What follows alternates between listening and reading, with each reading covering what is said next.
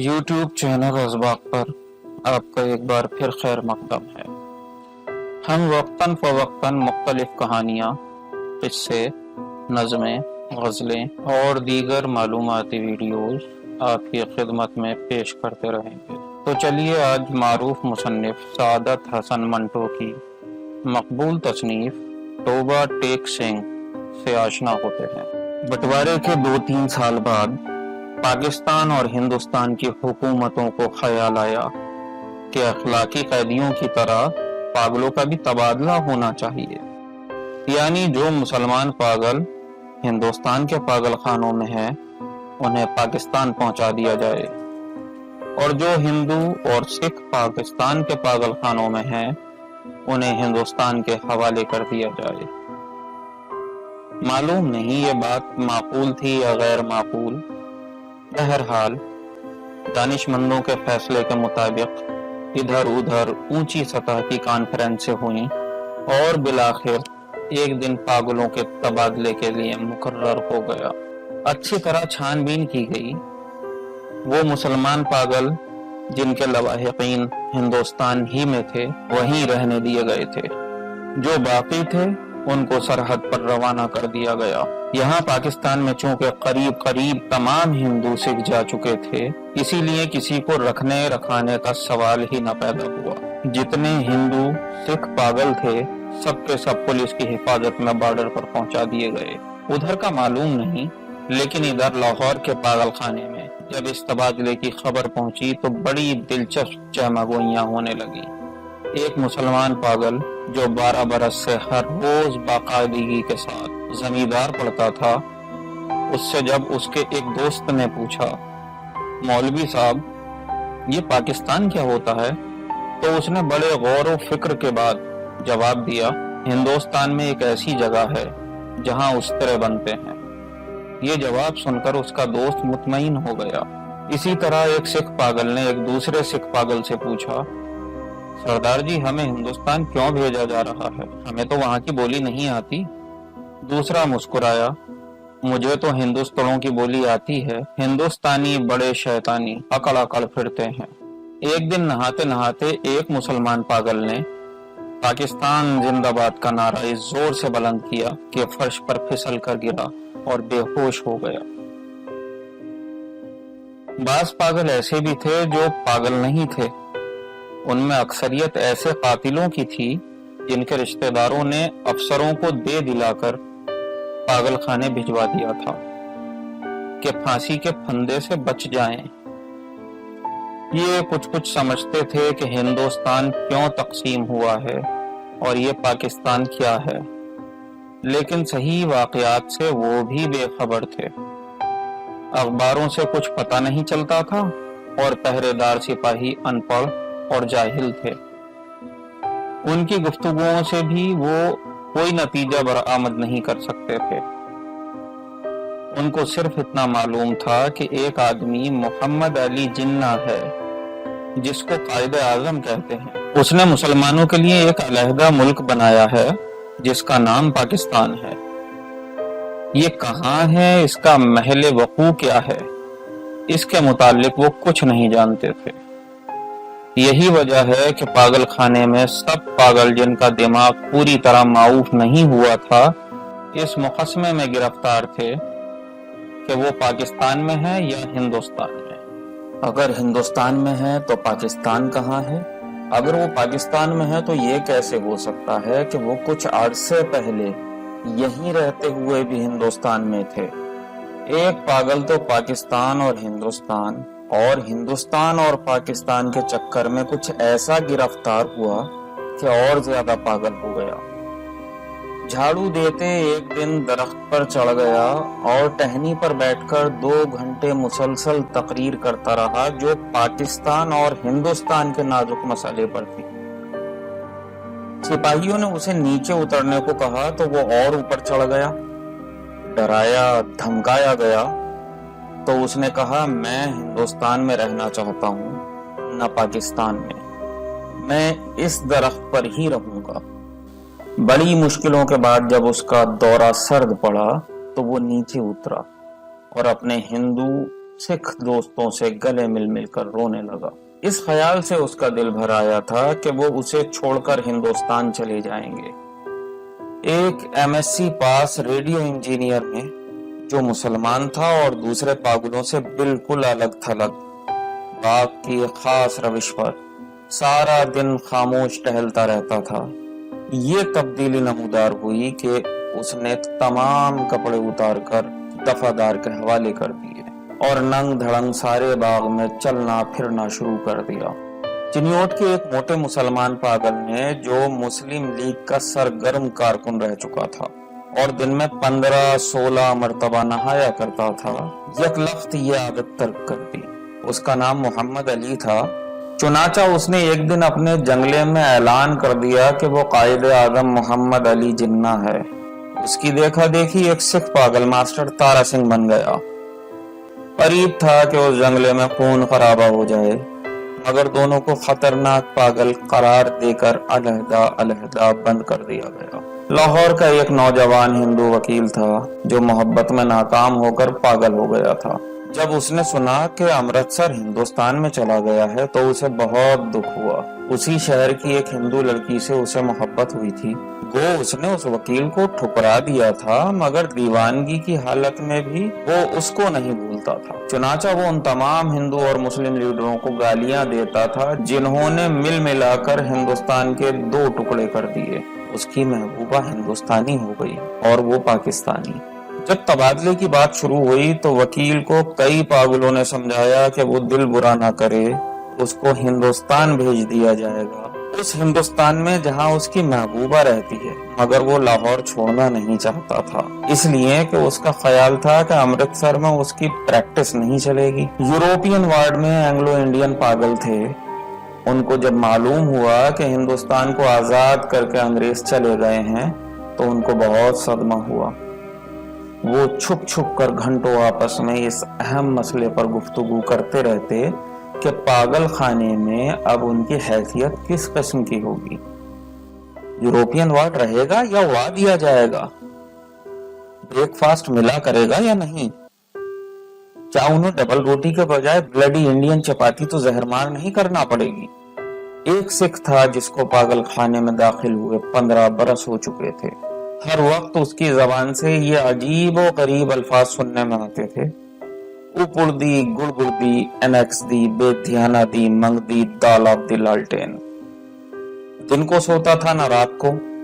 पहरेदारों का ये कहना था कि 15 बरस के तवील अरसे में वो एक लहजे के लिए भी नहीं सोया, लेटा भी नहीं था। अलबत्ता कभी कभी किसी दीवार के साथ टेक लगा लेता था। हर वक्त खड़ा रहने से उसके पांव सूज गए थे, पिंडलियां भी फूल गई थी, मगर इस जिस्मानी तकलीफ के बावजूद लेटकर आराम नहीं करता था। हिंदुस्तान, पाकिस्तान और पागलों के तबादले के मुताल्लिक जब कभी पागल खाने में गुफ्तगू होती थी वो गौर से सुनता था। कोई उससे पूछता था कि उसका क्या ख्याल है तो वो बड़ी संजीदगी से जवाब देता, ऊपुड़ दी, गुड़गुड़ दी, एनेक्स दी, बेतियाना दी, मंग दी, वॉल ऑफ दी पाकिस्तान गवर्नमेंट।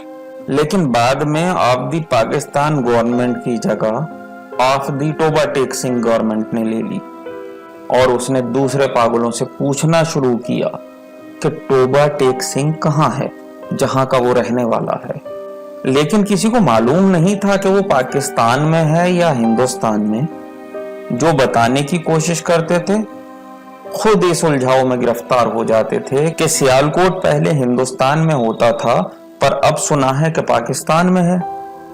क्या पता कि लाहौर जो अब पाकिस्तान में है कल हिंदुस्तान में चला जाए या सारा हिंदुस्तान ही पाकिस्तान बन जाए। और ये भी कौन सीने पर हाथ रखकर कह सकता था कि हिंदुस्तान और पाकिस्तान दोनों किसी दिन सिरे से गायब ही हो जाएं। उस सिख पागल के केस छिद्रे होकर बहुत मुख्तसर रह गए थे। क्योंकि बहुत कम नहाता था इसलिए दाढ़ी और सर के बाल आपस में जम गए थे, जिसके बायस उसकी शक्ल बड़ी भयानक हो गई थी। मगर आदमी बेजरर था। 15 बरसों में उसने कभी किसी से झगड़ा फसाद नहीं किया था। पागल खाने के जो पुराने मुलाजिम थे وہ اس کے متعلق جانتے تھے کہ توبہ ٹیک سنگھ میں اس کی کئی زمینیں تھیں۔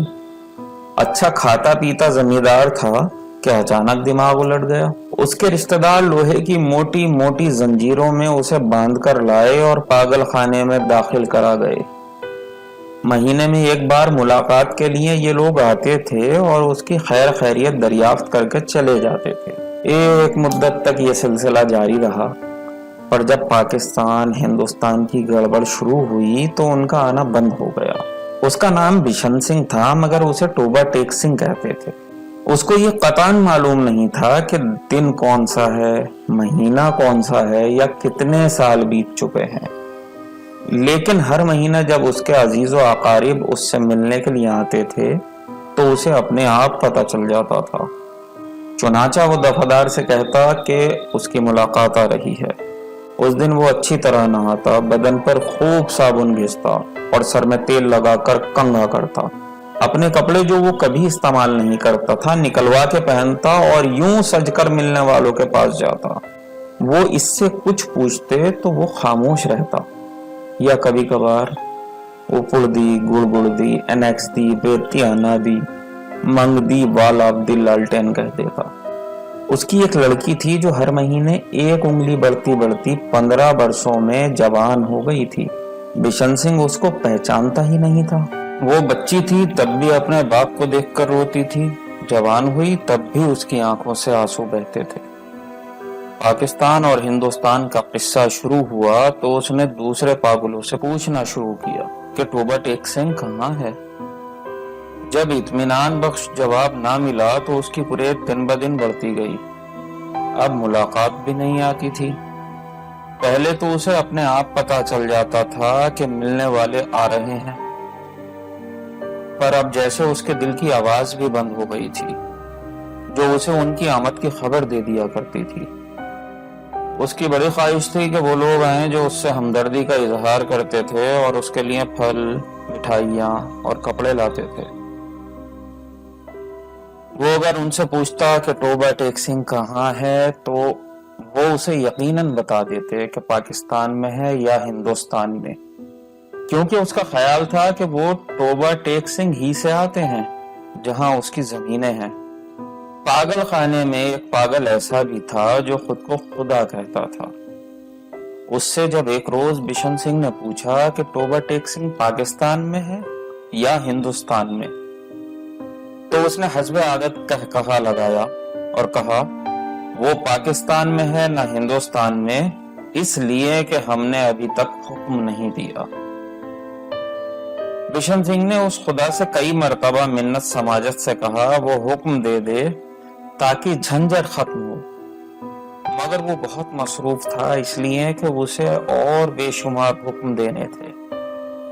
ایک دن تنگ آ کر اس پر برس پڑا۔ اڑ دی، گڑ گڑ دی، انیکس دی، بے دھیانہ دی، منگ دی، بال of the, واہے grow G the Khalsa and واہے گرو جی دی فتح، جو بولے سو نہال، ست سری اکال۔ اس کا شاید یہ مطلب تھا کہ تم مسلمان کے خدا ہو، سکھوں کے خدا ہوتے تو ضرور میری سنتے۔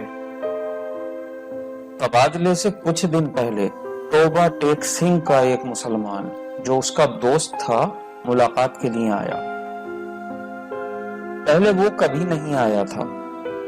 جب بشن سنگھ نے اسے دیکھا تو ایک طرف ہٹ گیا اور واپس جانے لگا، مگر سپاہیوں نے اسے روکا۔ یہ تم سے ملنے آیا ہے، تمہارا دوست فضل دین ہے۔ بشن سنگھ نے فضل دین کو ایک نظر دیکھا اور کچھ بڑبڑانے لگا۔ فضل دین نے آگے بڑھ کر اس کے کندھے پر ہاتھ رکھا۔ میں بہت دنوں سے سوچ رہا تھا کہ تم سے ملوں، لیکن فرصت ہی نہ ملی۔ تمہارے سب آدمی خیریت سے ہندوستان چلے گئے، مجھ سے جتنی مدد ہو سکی میں نے کی۔ تمہاری بیٹی روپ کور، وہ کچھ کہتے کہتے رک گیا۔ بشن سنگھ کچھ یاد کرنے لگا۔ بیٹی روپ کور، فضل دین نے رک رک کر کہا، ہاں وہ بھی ٹھیک ٹھاک ہے، ان کے ساتھ ہی چلی گئی۔ بشن سنگھ خاموش رہا۔ فضل دین نے کہنا شروع کیا، انہوں نے مجھ سے کہا تھا کہ تمہاری خیر خیریت پوچھتا رہوں۔ اب میں نے سنا ہے کہ تم ہندوستان جا رہے ہو۔ بھائی بلبیر سنگھ اور بھائی ودھاوا سنگھ سے میرا سلام کہنا، اور بہن امرت کور سے بھی۔ بھائی بلبیر سے کہنا کہ فضل دین راضی خوشی ہے۔ 2 بھوری بھینسیں جو وہ چھوڑ گئے تھے اس میں سے ایک نے کٹا دیا ہے اور دوسری کے کٹی ہوئی تھی، پر وہ 6 دن کی ہو کے مر گئی۔ اور میرے لائق جو خدمت ہو کہنا، میں ہر وقت تیار ہوں۔ اور یہ تمہارے لیے تھوڑے سے مرونڈے لایا ہوں۔ بشن سنگھ نے مرونڈوں کی پوٹلی لے کر پاس کھڑے سپاہی کے حوالے کر دی اور فضل دین سے پوچھا، ٹوبہ ٹیک سنگھ کہاں ہے؟ فضل دین نے قدر حیرت سے کہا، کہاں ہے؟ وہیں ہے جہاں تھا۔ بشن سنگھ نے پوچھا، پاکستان میں یا ہندوستان میں؟ ہندوستان میں نہیں، پاکستان میں۔ فضل دین بوکھلا سا گیا۔ بشن سنگھ بڑبڑاتا ہوا چلا گیا، اوپر دی گڑگڑ دی انیکس دی پہ دھیانہ دی منگ دی دال of Pakistan and Hindustan of the ترفٹے منہ۔ تبادلے کی تیاریاں مکمل ہو چکی تھیں۔ ادھر سے ادھر اور ادھر سے ادھر آنے والے پاگلوں کی فہرستیں پہنچ گئی تھیں اور تبادلے کا دن بھی مقرر ہو چکا تھا۔ سخت سردیاں تھیں جب لاہور کے پاگل خانے سے ہندو متعلقہ افسر بھی ہمراہ تھے۔ واگا کے بارڈر پہ طرفین کے سپرنٹینڈنٹ ایک دوسرے سے ملے اور ابتدائی کارروائی ختم ہونے کے بعد تبادلہ شروع کیا گیا، جو رات بھر جاری رہا۔ پاگلوں کو لاریوں سے نکالنا اور ان کو دوسرے افسروں کے حوالے کرنا بڑا کٹھن کام تھا۔ بعض تو باہر نکلتے ہی نہیں تھے، جو نکلنے پر رضامند ہوئے تھے ان کو سنبھالنا مشکل ہو جاتا تھا، کیونکہ ادھر ادھر بھاگ اٹھتے تھے۔ جو ننگے تھے ان کو کپڑے پہنائے جاتے تو وہ کپڑے پھاڑ کر اپنے تن سے جدا کر دیتے۔ کوئی گالیاں بک رہا ہے، کوئی گا رہا ہے، آپس میں لڑ جھگڑ رہے ہیں، رو رہے ہیں، بلک رہے ہیں۔ کان پڑی آواز سنائی نہیں دیتی تھی۔ پاگل عورتوں کا شور و غوغا الگ تھا، اور سردی اتنی کڑاکے کی تھی کہ دانت سے دانت بج رہے تھے۔ پاگلوں کی اکثریت اس تبادلے کے حق میں نہیں تھی، اس لیے کہ ان کی سمجھ میں نہیں آتا تھا کہ انہیں اپنی جگہ سے اکھاڑ کر کہاں پھینکا جا رہا ہے۔ وہ چند جو کچھ سوچ سمجھ سکتے تھے، پاکستان زندہ باد اور پاکستان مرد آباد کے نعرے لگا رہے تھے۔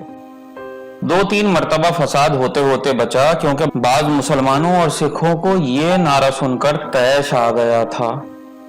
جب بشن سنگھ کی باری آئی اور واگا کے اس پار متعلقہ افسر اس کا نام رجسٹر میں درج کرنے لگا تو اس نے پوچھا، ٹوبہ ٹیک سنگھ کہاں ہے؟ پاکستان میں یا ہندوستان میں؟ متعلقہ افسر ہنسا، پاکستان میں۔ یہ سن کر بشن سنگھ اچھل کر ایک طرف ہٹا اور دوڑ کر اپنے باقی ماندہ ساتھیوں کے پاس پہنچ گیا۔ پاکستانی سپاہیوں نے اسے پکڑ لیا اور دوسری طرف لے جانے لگے، مگر اس نے چلنے سے انکار کر دیا۔ ٹوبہ ٹیک سنگھ یہاں ہے، اور زور زور سے چلانے لگا، اوپر دی گڑگڑ دی انیکس دی بے دھیانہ دی منگ دی وال of Toba take Singh and Pakistan. اسے بہت سمجھایا گیا کہ دیکھو اب ٹوبہ ٹیک سنگھ ہندوستان میں چلا گیا ہے، اگر نہیں گیا تو اسے فوراً وہاں بھیج دیا جائے گا، مگر وہ نہ مانا۔ جب اس کو زبردستی دوسری طرف لے جانے کی کوشش کی گئی تو وہ درمیان میں ایک جگہ اس انداز میں اپنی سوجی ہوئی ٹانگوں پر کھڑا ہو گیا جیسے اب اسے کوئی طاقت وہاں سے نہیں ہلا سکے گی۔ آدمی چونکہ بے ضرر تھا، اس لیے اس سے مزید زبردستی نہ کی گئی، اس کو وہیں کھڑا رہنے دیا گیا اور تبادلے کا باقی کام ہوتا رہا۔ سورج نکلنے سے پہلے ساکت و سامع بشن سنگھ کے حلق سے ایک فلک شگاف چیخ نکلی۔ ادھر ادھر سے کئی افسر دوڑے آئے اور دیکھا کہ وہ آدمی جو 15 برس تک دن رات اپنی ٹانگوں پر کھڑا رہا تھا، اوندھے منہ لیٹا ہے۔ इधर खारदार तारों के पीछे हिंदुस्तान था, उधर वैसे ही तारों के पीछे पाकिस्तान। दरमियान में जमीन के उस टुकड़े पर जिसका कोई नाम नहीं था, टोबा टेक सिंह पड़ा था।